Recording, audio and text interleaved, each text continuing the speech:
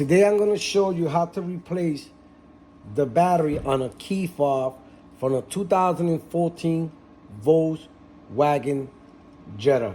This casing I'm going to be replacing because the key broke. As you can see, they don't have a key, and I have this one here. So in the meantime, what I'm going to do is I'm going to show you how to replace this battery. So what you're going to do first is open the key, and all you do is just press and it opens up. Once it opens up, right here in this side, all you have to do is just take your finger and pop it up, and you see the battery. Now right here, there's a little gap. In that little gap, you're gonna put something to take the battery out. Now be careful when you try to take this battery, because these batteries on these Volkswagen fob key, they just pop out. So all you do is just put there.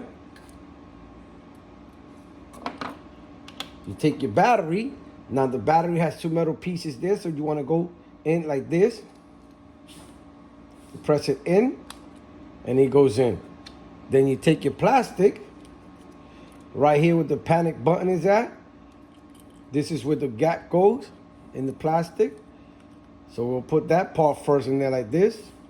And then all you do is just press it. And then you close your key, and you have replaced your battery on your key fob from a 2014 Volkswagen Jetta. Later.